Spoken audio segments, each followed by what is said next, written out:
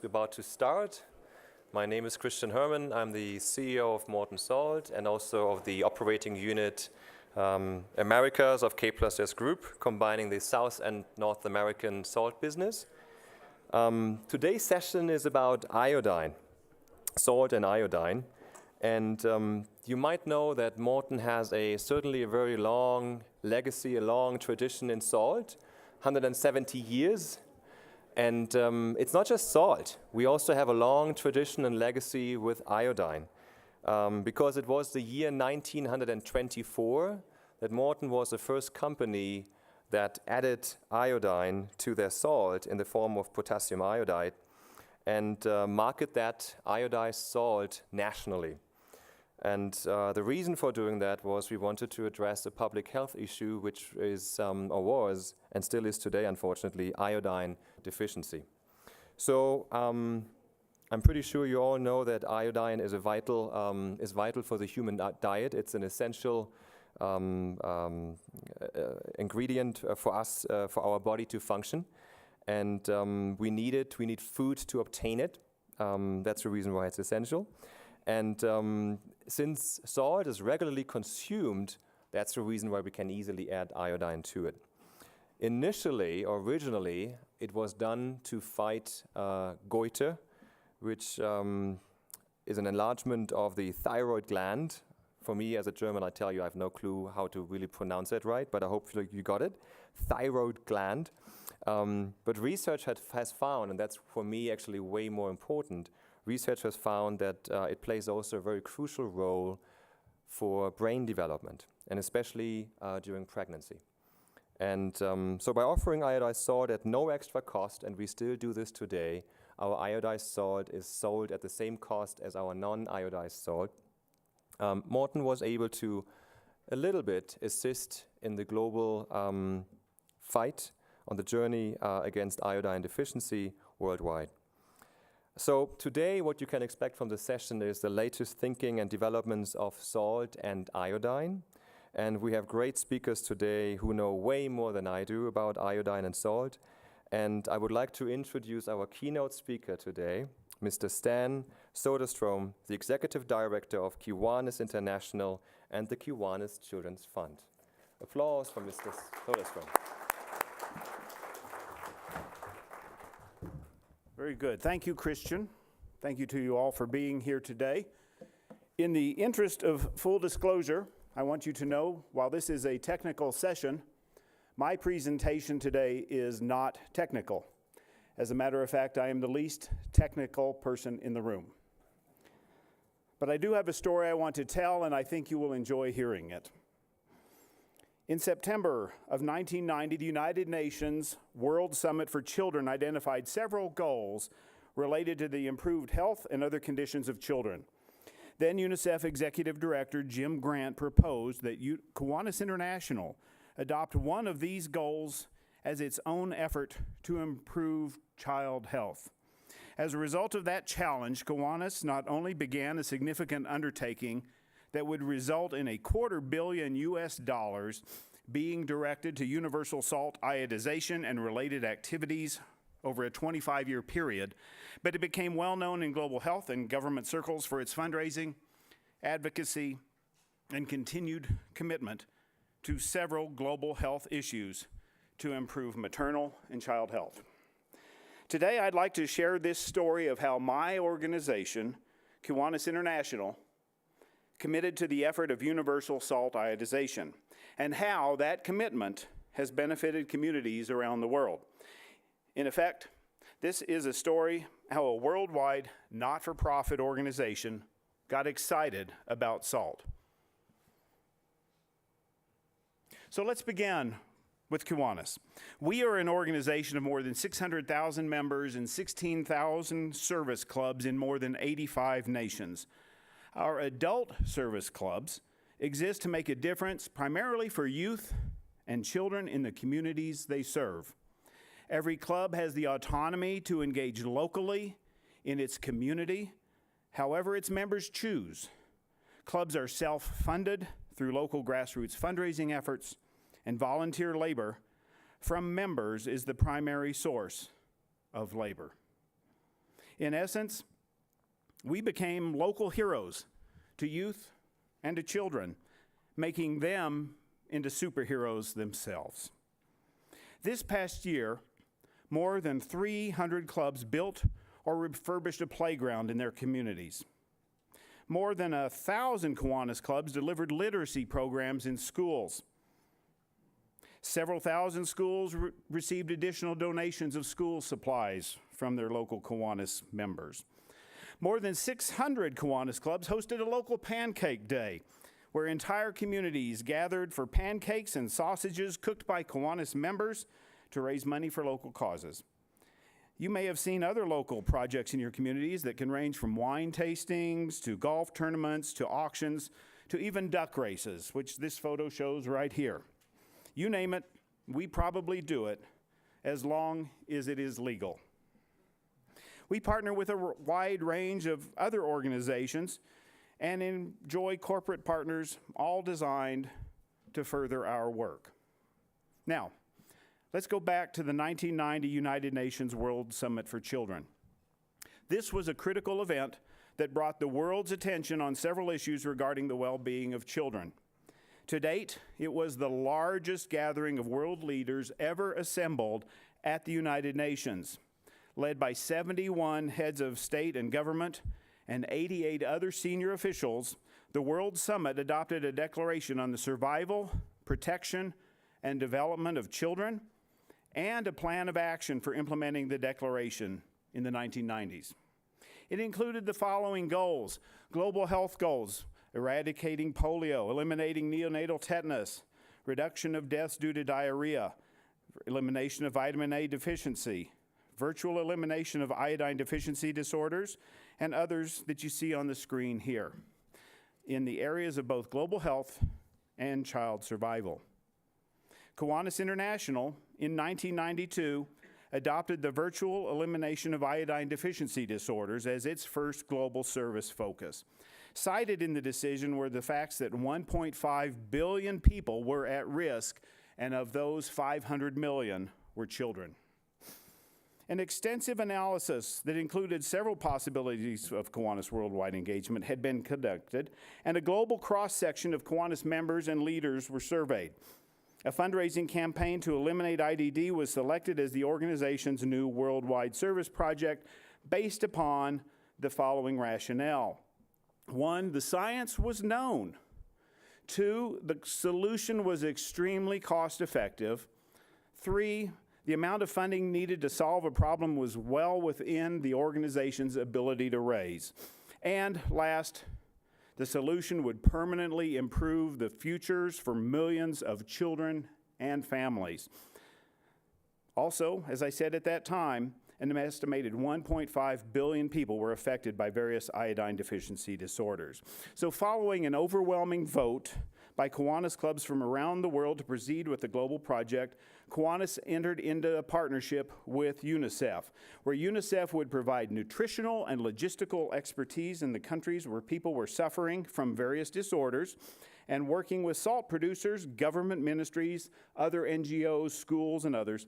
A country plan would then be developed for every one of these nations. The plans would be reviewed, projects prioritized, and funding proposals created.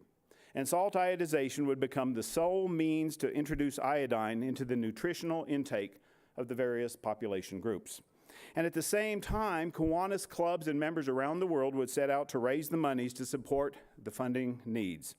So the Kiwanis Children's Fund, the 501c3 charitable entity of which Kiwanis raised its funds, set out to raise first $50 million, then $75 million, and by the time the funding period was concluded in 2005, more than $105 million US dollars had been raised.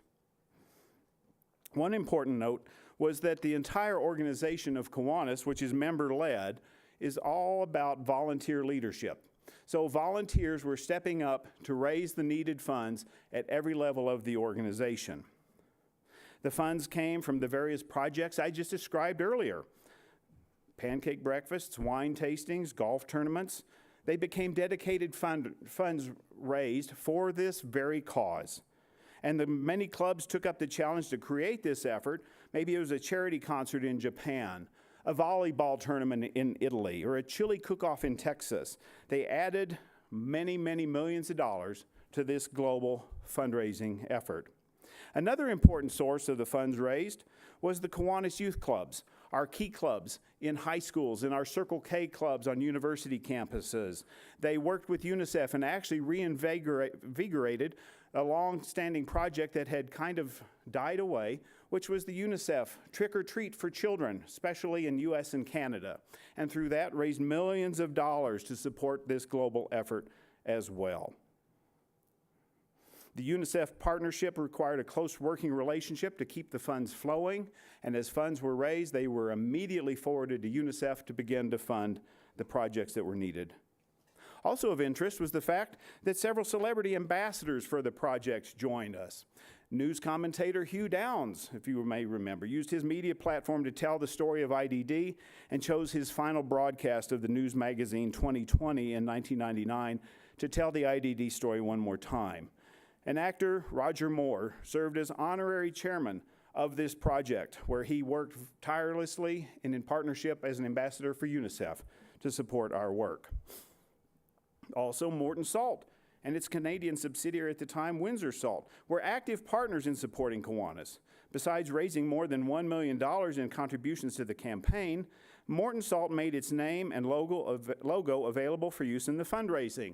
And there was a period of time when you bought your Morton Salt container and the Kiwanis logo and IDD was on the side of the container. 500,000 countertop coin collection containers were distributed by Kiwanis Youth Clubs, and Morton also produced in-store displays for major grocery store chains. And our own members worked with other charities and important entities such as the Joseph P. Kennedy Jr. Foundation, Saturday Evening Post, the Women's Tennis Association, and the William and Melinda Gates Foundation, and the UN Foundation in supporting the roles of this campaign. And also of note was the fact that funds were raised for many governments in conjunction: Australia, Belgium, Canada, Germany, Japan, Netherlands, and of course, as I mentioned before, the United States.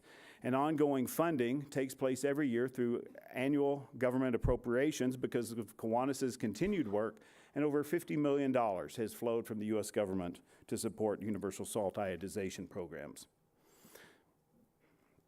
The work does continue. We continue today to make annual visits to Capitol Hill and representatives of other governments around the world. So where are we today? Well, it's exciting. In 1990, 24 nations had legal documentation requiring mandatory fortification of salt with iodine. Today, the number is 108. Less than a quarter of the world's population had access to iodized salt in 1990. Today, that number approaches 90%. Tremendous advancements have been made in the areas of food fortification to include micronutrients such as iron, folic acid, vitamin D, and fluoride in cereal, flour, rice, bread, tea, fats, oils, and it all pretty much began with salt iodization. Now, to me, that's exciting stuff. But here's what's really exciting. So let's go back to the 1990 UN Summit for Children. All of the things that are highlighted in yellow are things that have seen marked progress as a result of public-private partnerships. Organizations like Kiwanis and others. For instance, global eradication of polio by 2000. Well, we're not going to get to that by 2000, but our peer organization, Rotary International, has worked tirelessly to make sizable progress towards polio eradication. Kiwanis has also taken on the elimination of neonatal tetanus, bringing more than $110 million committed to the global effort in that currently. We obviously have made tremendous work in partnership with other organizations to virtually eliminate iodine deficiency disorders, the 1/3 reduction of iron deficiency in women, maintenance of high levels of routine immunization coverage have now been seen, and a 1/3 reduction of infant and under 5 mortality has also been documented around the world. So this is all, I said, very exciting stuff, and it comes from public-private partnerships. People who have science backgrounds, people who are global health, public policy, NGOs, corporations, foundations, and governments working hand in hand with the civil sector. Now, Kiwanis will continue to play an important role an active role in salt iodization and related activities. Through our Kiwanis Children's Fund, we will continue to provide annual underwriting of the Iodine Global Network, which we work very closely with, and various UNICEF projects. We will continue to advocate for ongoing support from various governments and international aid agencies, and we will continue to press for sustained IOD elimination at the country level. And we will continue to mobilize public support in countries where Kiwanis has a base of members. The World Health Organization and UNICEF have both labeled this IDD work as one of the greatest public health successes of our time. And it surely will be long remembered as a great example of a public-private partnership that saved lives, increased IQ points, and improved the quality of life for children and families in every part of the globe. And we're very proud to be a part of that. Thank you very much.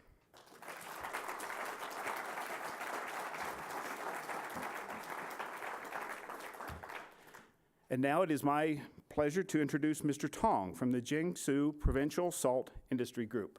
Mr. Tong.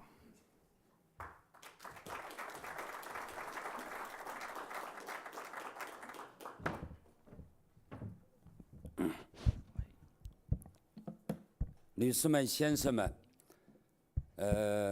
各国盐行业的朋友们 Ladies and gentlemen, 今天我给大家分享的是加碘盐与碘缺饭病防治在中国我们的一些做法。today my topic is iodine salt and IDD control in China. Here I would like to share some of my opinions and what we have done in China. 我是来自于中国第二大盐业集团江苏盐业集团的董事长童玉祥。My name is Teng Yixiang. I'm from the second largest China industry from China, and that's Jiangsu Salt Industry Company. I'm the chairman. 下面我向各位朋友介绍我们的一些做法。Now I introduce what we have done in iodine salt and IDD control. 中国在食盐加碘与消除碘缺饭病之间，从1995年开始就实施了全民的食盐加碘的防治工程。那么到今天，中国盐业又进行了新的改革。那么在这一场改革中，如何实现差异化、多样化、更加科学合理的食盐加碘方案，那么是我们今天要向各位进行介绍的。我今天给大家介绍的主要是4个方面。第一个是中国普及食盐加碘的概况，第二个，食盐加碘对人体健康的影响，第三个呢，就是中国盐业改革下这个差异化、多样化的食盐加碘方案的这个探讨啊。最后呢，这个再跟各位朋友这个简单的介绍一下我们江苏盐业。第一个是中国普及食盐加碘的一个简要的情况。那么中国从1995年颁布了第一个碘缺饭病消除的标准 GB 16006-1995的标准。那么96年，中国实施了食盐的专营办法，全面在国家推行食盐的加碘的工程。2008年，又对95年的标准进行了重新的修订，明确中国各个地区可以根据居民碘营养的实际状况，在标准的范围内灵活地控制加碘量，这样更好的保证人民身体的健康。第二，我们在食盐加碘方面目前取得的一些成就，到2015年底，中国有28个省、自治区实现了碘缺乏病消除的目标。西藏、青海、新疆基本消除了碘缺乏病。中国94.2%的县保持了消除碘缺乏病的状态，在全球处于领先的水平。第二，食盐加碘对人体健康的一些影响。在中国，碘缺乏病引起的疾病是多样的，由于地方性的克丁病问题最严重，因此在中国老百姓合理补碘非常的必要。那么通过食盐加碘这么一个非常好的载体，在食盐中来推广加碘食盐，对于改善中国居民碘摄入均衡摄入的问题具有良好的优势和重要的意义。第二，中国对各类的人群食盐加碘量确定了科学的不同的标准，那么是根据世界卫生组织推荐值为150到300微克，中国国家制定了推荐值。从0到3岁、4到10岁、11岁到13岁、14岁以上不同的人群确定了不同的值，这样使中国的消费者可以科学的摄入碘。第三，当前中国盐业正在进行一场改革，这一场改革使我们在中国这么大的国家差异化、多样化的补充食盐加碘，使它变得更加科学。这一次中国的盐业体制的改革，就是从盐业管理入手，对食盐生产、批发这个区域、政府的定价机制、储备等进行综合的改革，完善了食盐的储备的制度，并建立了一系列的信用和应急的机制，促进科学的加碘。第二，那么针对这种改革，我们的食盐加碘变得更加科学。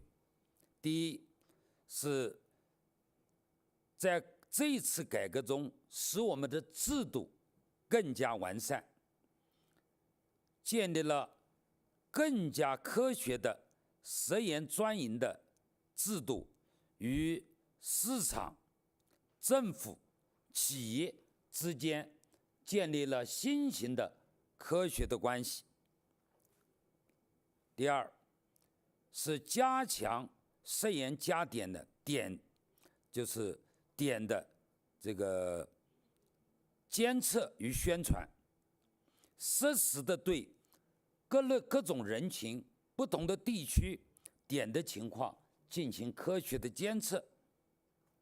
第三，是加强科研的见识，实现科学的加碘，特别是针对孕妇、哺乳期的妇女、婴幼儿及青少年等特殊群体，提供安全而适宜的加碘食盐及加碘的强化的食品。那么因此，中国在当前的这一场盐业改革中，我们建立了更加完善的食盐的管理储备、监督以及应急的机制，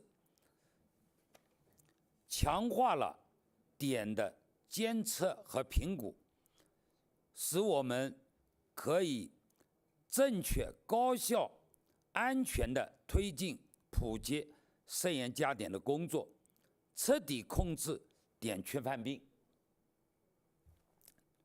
那么刚才呢，这是我给大家介绍了中国这个在涉盐加碘方面的一些具体的做法。那么我最后再利用几分钟的时间，给各位介绍一下我们江苏盐业。Just now, I introduced general performance, what we have done in China. Now, I would like to introduce our Jiangsu Salt Industry Company. 我们江苏省盐业集团是中国第2大盐业集团。Jiangsu Salt Industry Company is the second largest company in China salt industry. But it's a state-owned. It's not private. It's a state-owned company. 我们尤其是在市场化能力方面，在中国的盐行业居第1位。And it has its own number 1 position, first position in China salt industry. 我们与世界许多国家的盐业公司已经建立了战略的伙伴关系。And we have already established the business relationship or strategy relationship with some companies in the world.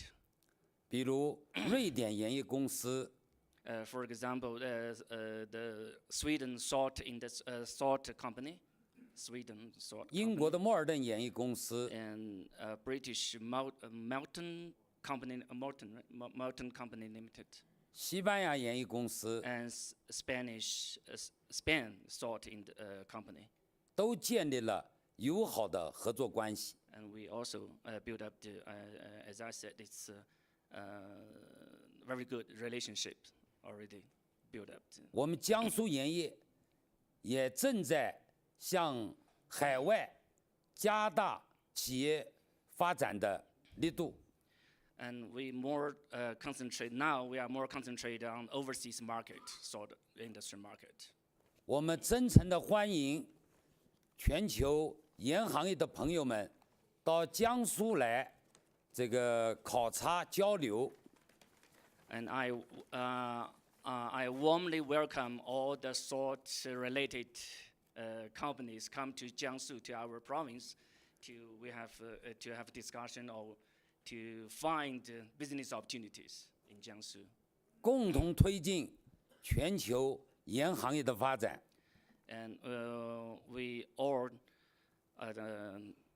contribute to the world salt industry, do some contribution to the world salt industry. 最后是我的邮箱和联系号码。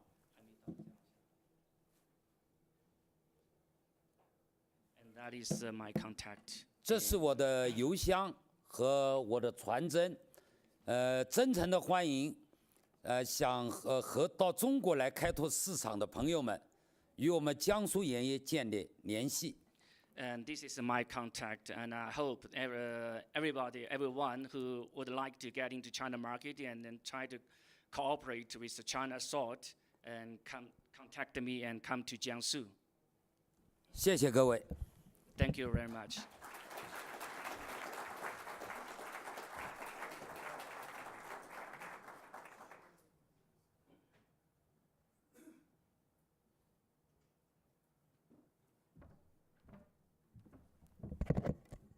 Good afternoon, everyone. My name is Noor Khan, and I'm the National Senior Technical Advisor for Food Systems with the Nutrition International. Nutrition International is an international organization based in Ottawa, and we work in supporting nutrition activities in high-burden countries in Africa and Asia. Today I am presenting a story about an interesting country. I would say a country which was considered very challenging 15, 18 years ago. It used to be considered as a difficult country, and especially with regard to salt iodization. It used to be said that the industry in the country is not receptive. They don't accept iodization.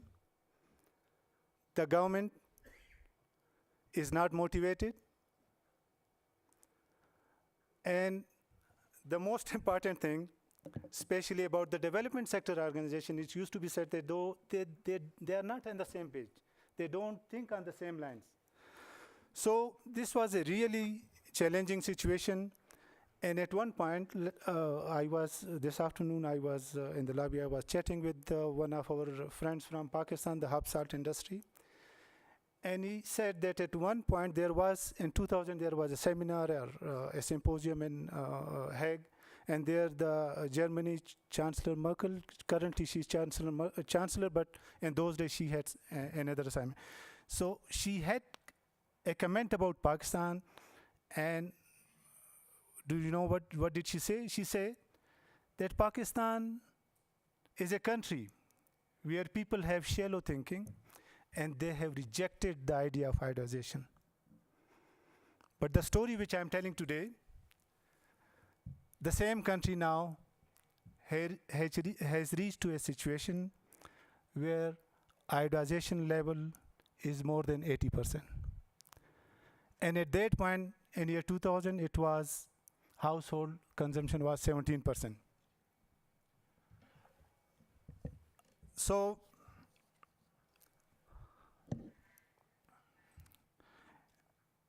and when I joined the program, the Nutrition International, we support salt iodization worldwide. And when I saw the situation, I heard people, I said, oh, look, this is the biggest challenge. And I was asked by someone that in your current position, where do you want to see during the next 10 years? What do you want to achieve during the next 10 years? So I said the next 10 years would be working with partners under the leadership of the government, under the leadership of the industry, to achieve 80% iodization status. So let me tell you, briefly go through the structure. I would be giving you a glimpse of the Pakistan demography and the history of USI, salt iodization. Then I would be telling quickly about the strategic directions which the partners with the government and industry, they adopted in order to achieve, to improve salt iodization in the country. And then there are 2 slides that what has been achieved and why and how, what are the strengths and what are the lessons from this. So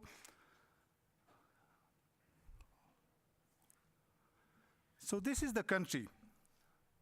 It's a big country with about 212 million population.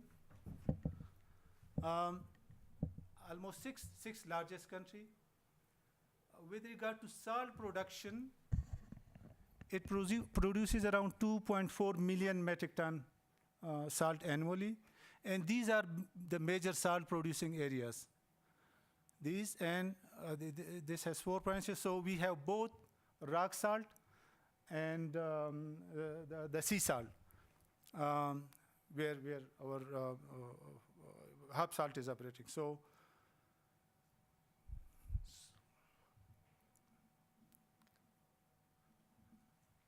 when we talk about the history of iodization in Pakistan, the program had started much early, like it was 1987, when some areas, some pockets in the country's northern areas were identified as very highly endemic with regard to IDD and goiter. So supplementation program was started. Then, realizing the importance of iodine and the intensity of the problem, a national IDD control program was started. initially, then this program, they selected a district as a model and supported that, which worked really very well. Swat is in the northern part. And then this helped the government and launching a full-fledged national IDD program, keeping in view the Swat model and the successes which were achieved in Swat. And then up to year 2000, the program was then countrywide, nationwide. However, when we see the results of the program, and that was the reason that people were saying that this is a difficult country and USI cannot happen in the country. The 2001 National Nutrition Survey showed that only 17% of salt in the country is iodized, and 83% is uniodized, which was very different from the other countries in the region. Most of the regional countries had more than 50% household consumption of iodized salt. So considering this challenge, the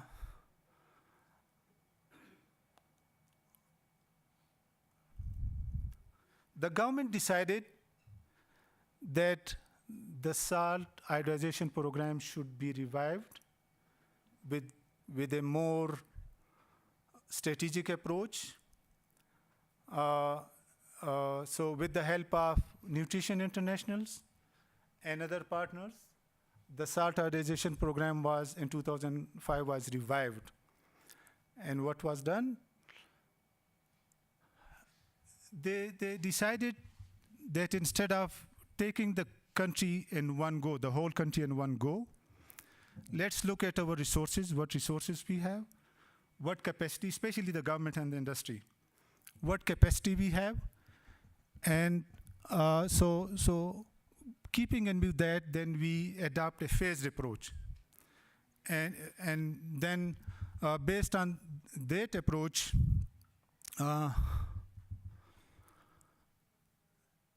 the government invited. The overall leadership was with the government, and then technical assistance was provided by the Nutrition International, UN World Food Programme, UNICEF, GAIN, all working with the provincial and district health department, together with salt sector and with some industry champions.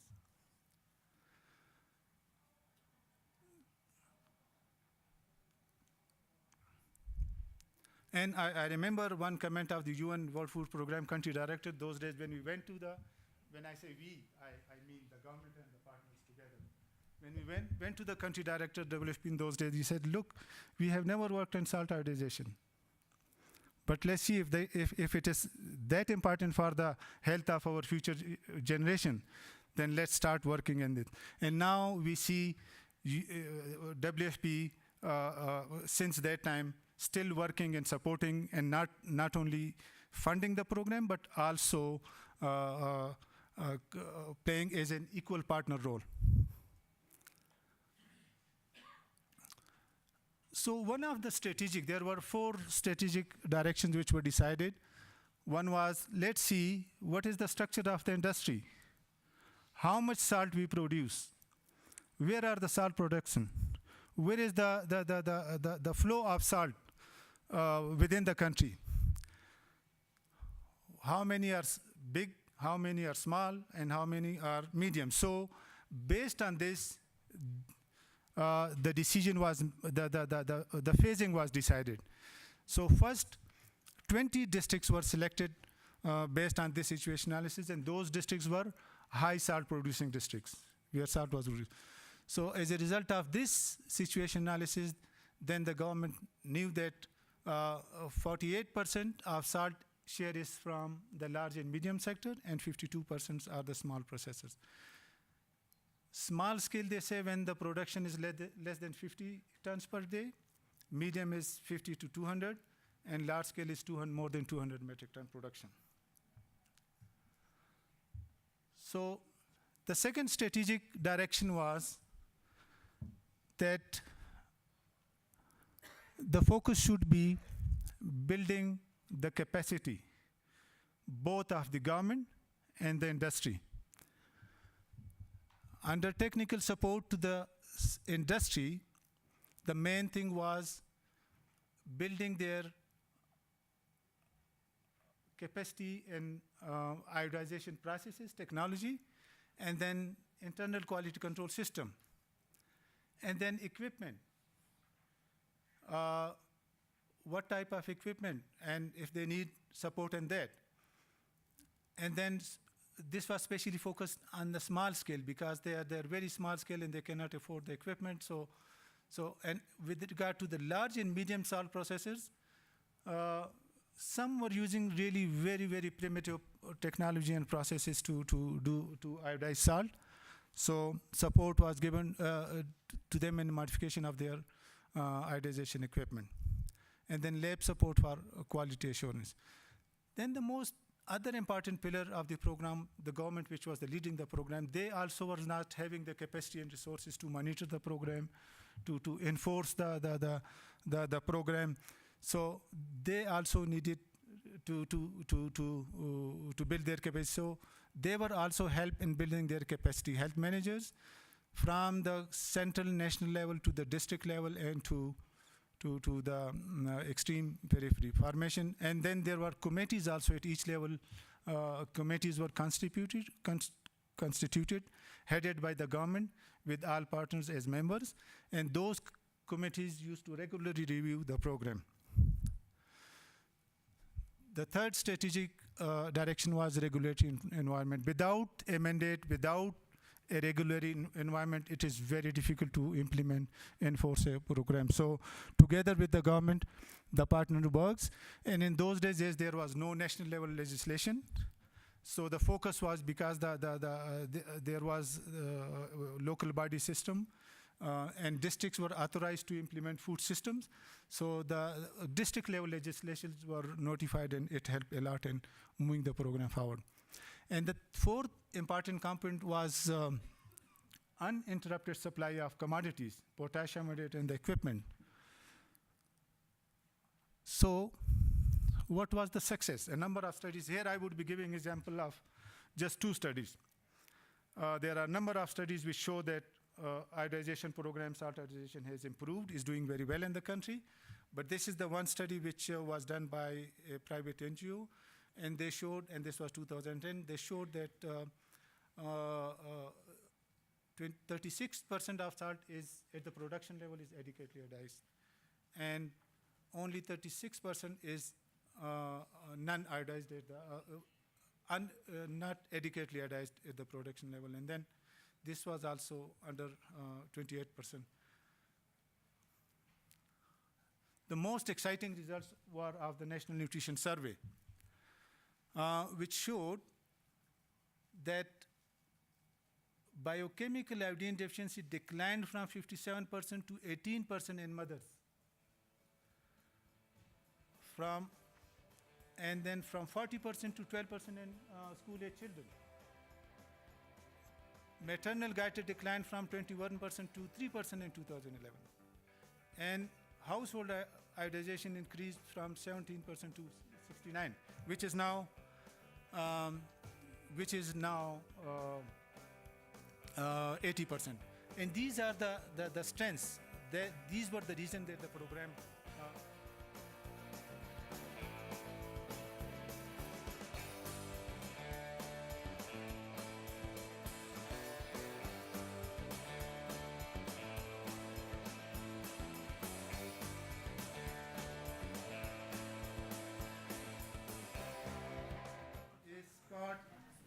from Kargil, and his topic is photochemical stabilization of fortified salt to treat lymphatic filariasis, and I think it's very interesting. Welcome. Thank you. Good afternoon, everybody. It is a pleasure to be here with you. I'd like to spend a little time telling you about a fairly unique project that I've been involved in, and it's one of the most gratifying projects that I've been able to work on in my 26-year career so far. And that has been helping to develop a stable fortified salt to treat the devastating and endemic diseases of lymphatic filariasis and iodine deficiency disorder in Haiti. Now, I'm going to give you a lot more detail on what this means and what this involved, but right at the outset, I need to say that the research I'm going to tell you about this afternoon is just one small part of a much larger effort.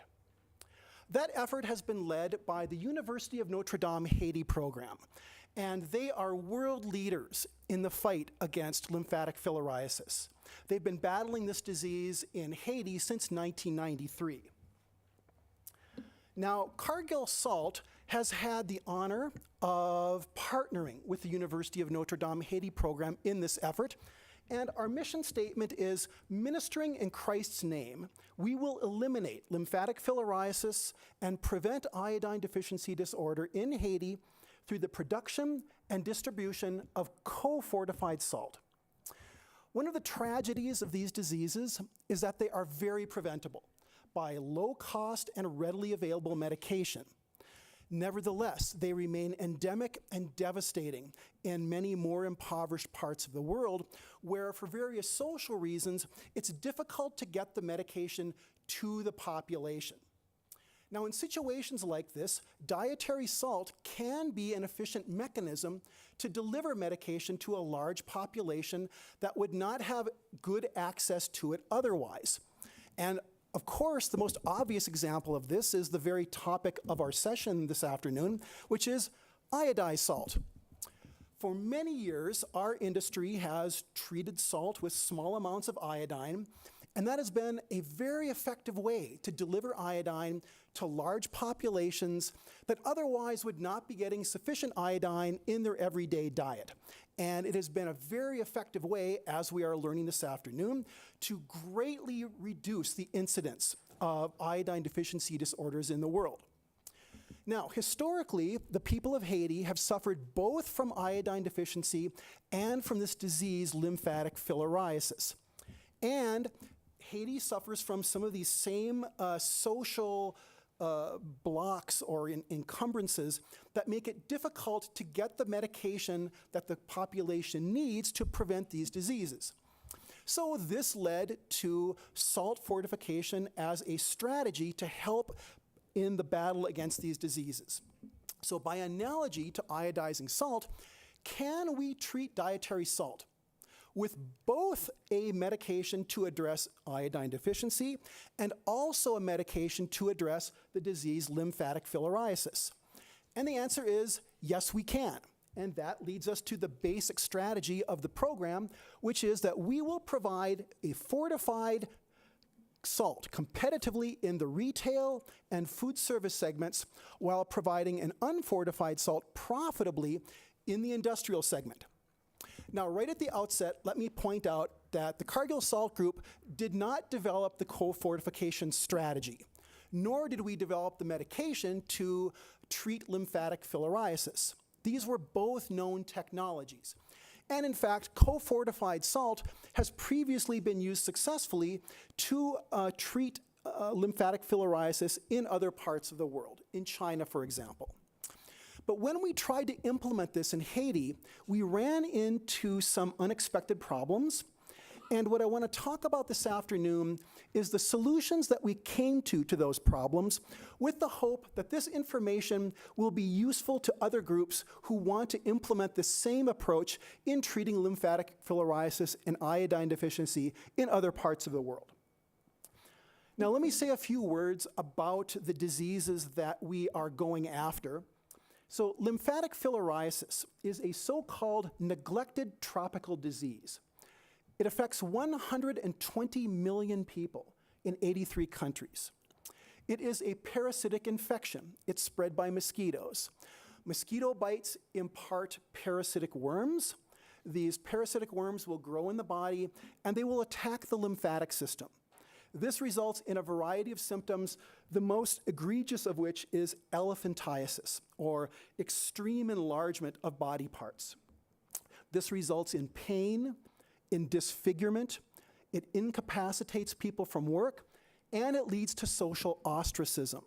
So in this respect, you can think of it as being analogous to leprosy in ages gone by. Iodine deficiency disorders. So we've already been hearing about that this afternoon. Iodine deficiency is the world's most prevalent cause of cognitive impairment. And in 2011, the World Food Program estimated that 72% of children in Haiti suffered from iodine deficiency disorder.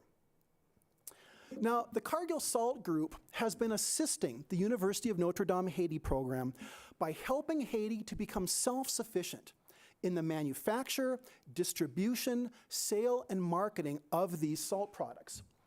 Instrumental in these efforts have been the assistance of a couple of retired Cargill Salt employees. Keith Long, who's actually in our audience this afternoon, is a retired Cargill Salt plant engineer. And he worked closely with the Congregation de Saint Croix plant in Port-au-Prince, Haiti, providing technical and engineering support for the processing of solar salt, both solar salt that is manufactured directly in Haiti, as well as salt that is imported from Bonaire, and treating that salt with these fortifying agents. And another instrumental person has been Jim Reimer. You can see Jim Reimer in that photograph there. Jim Reimer is a retired Cargill Salt business leader. And Jim has been instrumental in working with the Haiti plant to help them develop a business model so that they can be self-sufficient and self-sustaining. The whole goal here was to get Haiti to be able to do all of this on their own. So how do we fortify salt against these diseases? Well, fortifying salt against iodine deficiency, of course, is well known. We simply treat the salt with a standard iodizing agent. And in Haiti, they treat the salt with potassium iodate. The drug of choice to treat lymphatic filariasis is called diethylcarbamazine, or DEC, and it's that molecule that you see there on the left. And treating the salt with these fortifying agents is straightforward. We just make a stock solution that contains both the diethylcarbamazine and the iodate, and we simply blend that with the salt. The one little wrinkle is that diethylcarbamazine is not very water soluble, and we could not add it as an aqueous solution in the form of the free base. So instead, we use the citric acid salt of diethylcarbamazine. We add it as the diethylcarbamazine citrate, which is very water soluble. Now, remember that because it's important, and we're going to come back to it shortly. Now, when we started making this product in Haiti, we started running into stability issues. Namely, the product would turn deep yellow in color. And what made the situation even more confusing was the fact that the color change was not consistent. Sometimes the product would turn yellow, sometimes it would not. Sometimes the yellow color would disappear after a while, and sometimes it would not. And so we needed to figure out what was going on here for this approach to be successful. For one thing, the Haitian people do not want to buy a yellow salt product. It makes it more difficult to get them to buy it and use it. And furthermore, we just needed to understand what was going on. What was causing that yellow color change? Was it due to impurities in the salt? Was it due to reactions between the two fortifying additives? Might it possibly be generating some new species that might be harmful? Might it be somehow diminishing the effectiveness of the formula? So we needed to figure out what was going on and stop it to have maximum odds of success for this approach. So we began an investigation. And the first thing we did was try to reproduce it in the laboratory. And that proved difficult for a while. We could not reproduce it until we finally found the missing ingredient, which was sunlight. The yellow color change only occurs when that fortified salt is exposed to sunlight. We next found that the color change only occurs if both the diethylcarbamazine and the iodate are present in the salt. You can have either one of them alone in the salt without any problem, but you have them together, you get the color change. So once we were able to reproduce the color change, we could then extract the yellow color from the salt and analyze it. And when we did that, it tested positive for molecular iodine, for I2.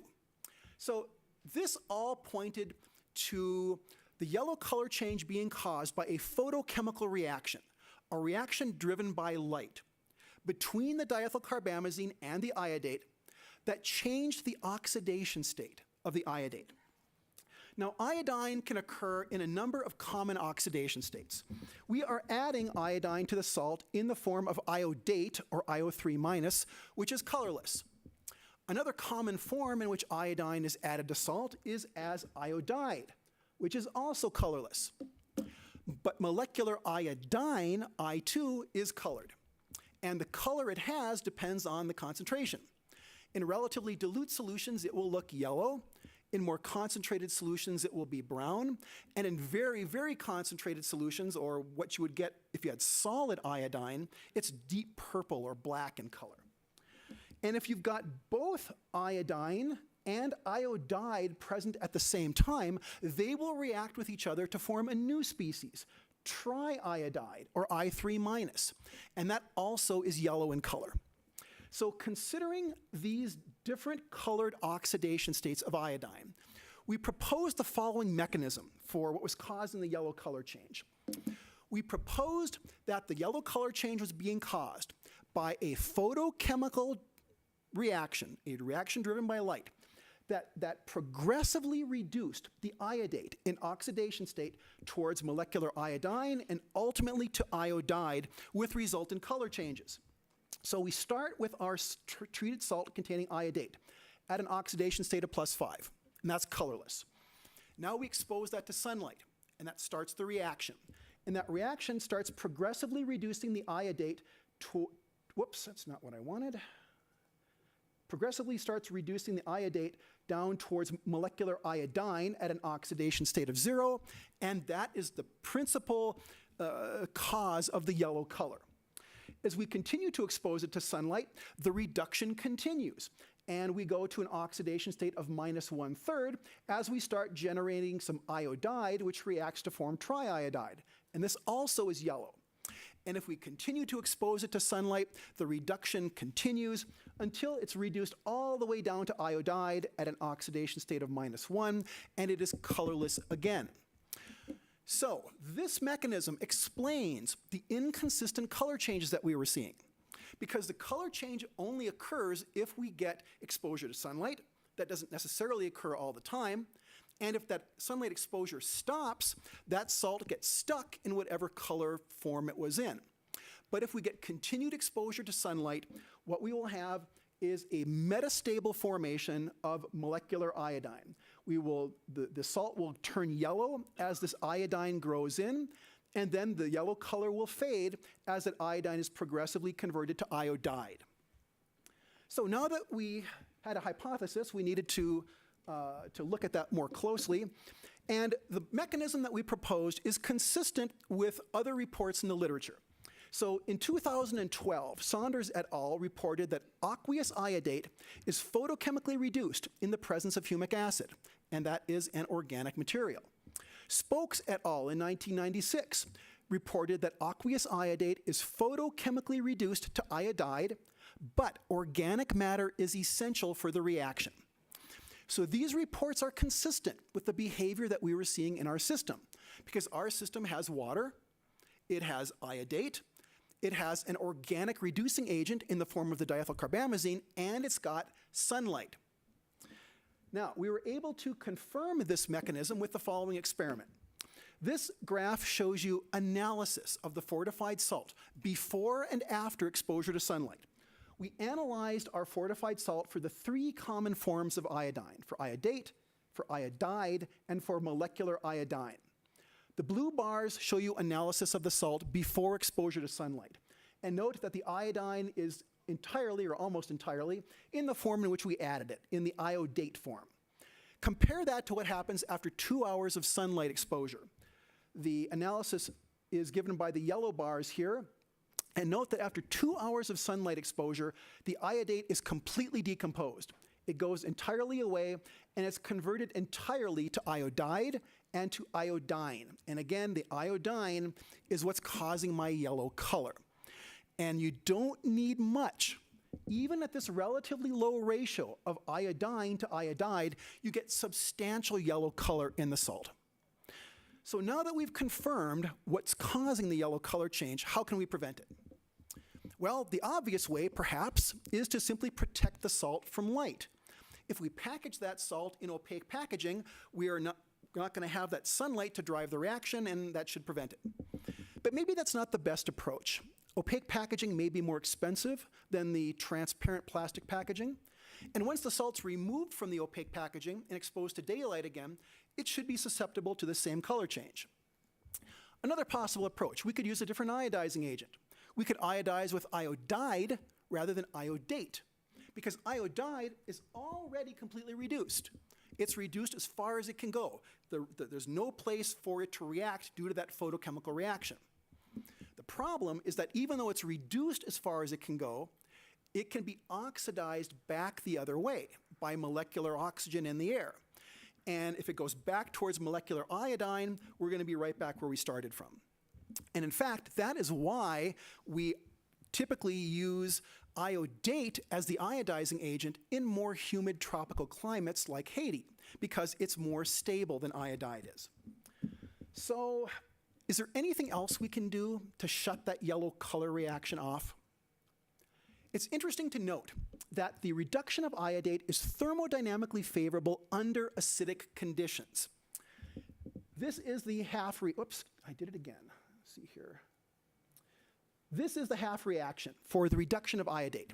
And note that in the presence of hydrogen ion, that is acidity, that we get a spontaneous formation of iodate reducing to iodine with a favorable positive half cell potential of 1.2 volts. Now, it turns out that our fortified salt is mildly acidic. Why? Where is it coming from? It's coming from the diethylcarbamazine. Because remember, we add the diethylcarbamazine as the citric acid salt to make it soluble. But the citric acid salt is mildly acidic.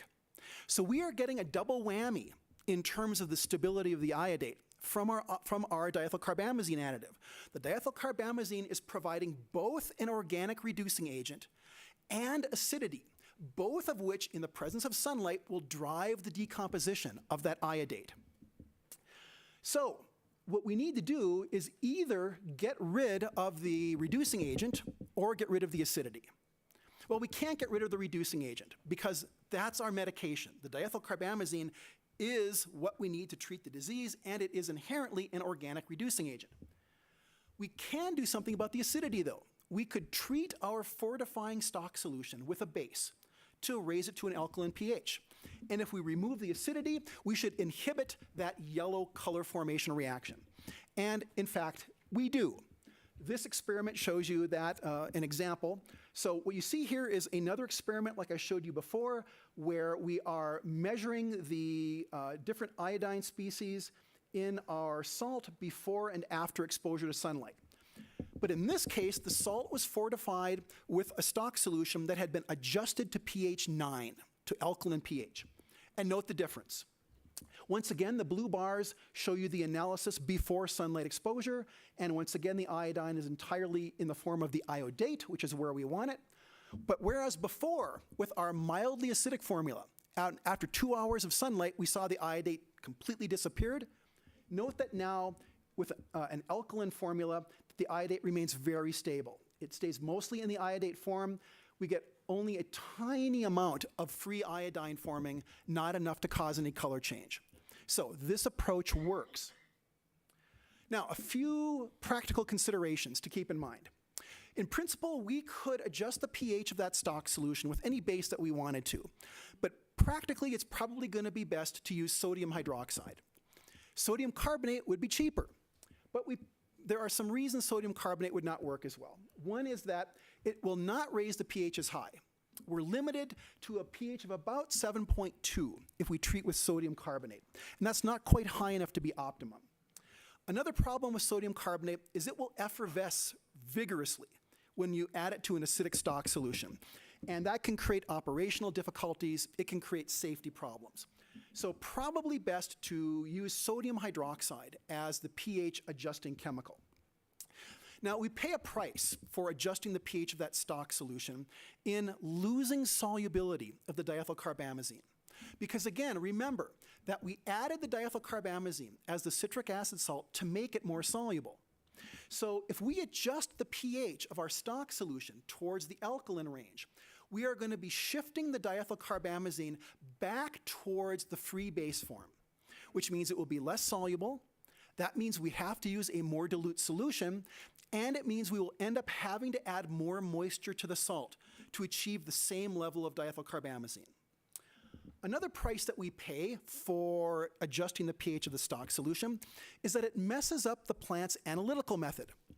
The plant needs a quality assurance method to measure the amount of diethylcarbamazine in the salt to make sure that it meets specifications. And they cannot use highly sophisticated instrumentation to do this. They need to have something that they can do very simply, but yet will be accurate. Now, the original plan had been to analyze the salt with a simple acid-base titration, and that works very well. All you have to do is add a precisely known amount of sodium hydroxide to your salt sample, and then back titrate with an acid, with hydrochloric acid, to a phenolphthalein endpoint. Very straightforward, very easy, and it's accurate. It gives you accurate numbers. The problem is that if we adjust our stock solution with sodium hydroxide, on a production scale, it's difficult to know precisely how much sodium hydroxide you've added. So that introduces uncertainty and error and variability in the analysis. And we wanted a better way to be able to confidently analyze that product, given our different procedure where we adjusted the stock solution. And it turns out that we were able to do that by doing a fairly simple modification of the acid-base titration. We take advantage of the fact that when you titrate citric acid, you generate a buffer. And the thing about a buffer solution is it's relatively independent of the total concentration of acid and base present. It depends upon the ratio of acid to base present. So what that means is that if we measure the pH curve of our fortified salt, and we plot pH versus the volume or equivalence of sodium hydroxide added, the pH curves don't change much depending on how much diethylcarbamazine is present. So what this means is that the amount of sodium hydroxide that we have to add to adjust the pH between any 2 points in the buffer region of that pH curve should be directly proportional to the amount of diethylcarbamazine. And it is. We can make a standard curve. So this shows you the standard curve that we can make, and note that if we plot the volume of sodium hydroxide required to adjust the pH between 2 discrete points in the buffer zone, between 4 and 8 is reasonable, and we plot that versus the percent diethylcarbamazine, note that we get a beautiful, nice, linear calibration curve. And once we've got that, now we can analyze product. So all we need to do to analyze product is titrate it with sodium hydroxide, measure how much base it takes to move the pH between 2 points, 4 and 8 is fine, and use this calibration curve to read off the diethylcarbamazine concentration. And it's very accurate. So where are we at with the battle against lymphatic filariasis in Haiti? This map shows you the prevalence of lymphatic filariasis in Haiti in 2001, and note that it is in the entire country. All 140 communes had lymphatic filariasis. The blue-colored zones are the least prevalent, the yellow in the middle, and the red zones were the highest prevalent areas. So compare that map to where we are at in 2017. And in 2017, we have pushed lymphatic filariasis back to now being present only in 23 communes. And it continues to drop. So, conclusions. We see that salt co-fortified with iodate and diethylcarbamazine will turn yellow when exposed to sunlight. The yellow color is caused by a progressive photochemical reduction of iodate to iodine and ultimately to iodide. The product can be stabilized by adjusting the pH of the diethylcarbamazine iodate stock solution to a pH of about 7.5 or higher. And since implementing this change, the Haiti Congregation de Saint Croix plant has been successfully manufacturing stable product. And we find that the pH-adjusted product can be analyzed for diethylcarbamazine using a simple acid-base titration, requiring only a pH meter to an accuracy of about plus or minus 0.01% diethylcarbamazine. So significant progress is being made against these diseases in Haiti. And we are currently on track to eliminate lymphatic filariasis and prevent iodine deficiency in Haiti. Since 2013, over 22 million doses of diethylcarbamazine have been distributed via salt. And Haiti is on schedule to be certified as lymphatic filariasis free sometime in the 2020 to 2022 range. So finally, ultimately in conclusion, hopefully some lessons that we learned in Haiti may be a valuable resource for other groups who want to use this same approach to address lymphatic filariasis and iodine deficiency disorder in the more than 60 countries that are actively working against these diseases. And I see I've left about 2 minutes, so thank you very much for your attention, and we can open it up to questions from any of the speakers. Thank you.